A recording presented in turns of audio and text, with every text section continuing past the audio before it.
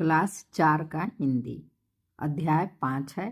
अध्याय का नाम है घाघ भडरी। एक में है उत्तर चमके बिजुरी पूरब बहती बाऊ, घाघ कहे सुन भडरी बरघा बरधा भीतर लाऊ।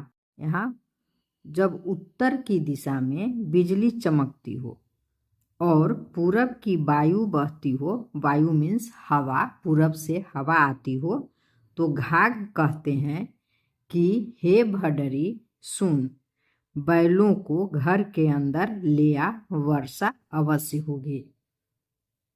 जब भी आप देखें कि उत्तर दिशा में बिजली चमकने लगे और पूरब से हवा बहने लगे, पूरब से हवा आने लगे, तो आप समझ जाइए कि वर्षा अवश्य होगी।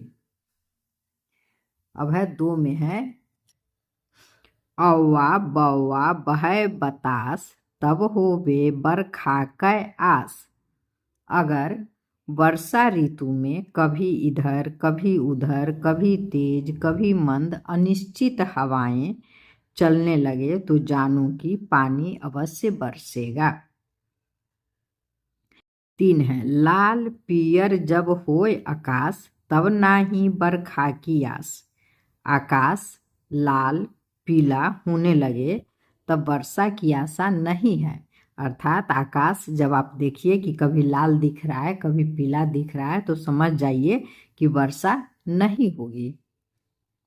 4 रात निबद्दर दिन को छाया, कहे घाघ अब बरखा गया।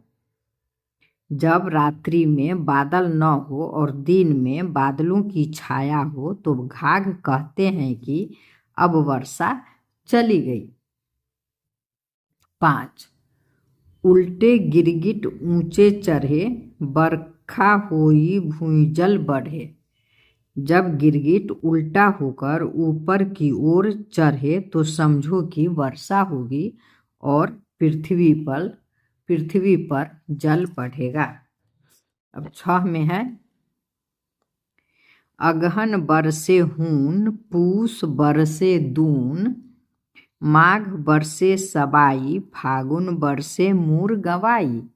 यदि अगहन में वर्षा हो तो फसल अच्छी होती है और पूस में वर्षा हो तो दूनी फसल होगी, और माघ में वर्षा होने से सवाई पैदावार होती है। परंतु वर्षा यदि फागुन के महीने में होती है तो बीज भी नहीं मिलता।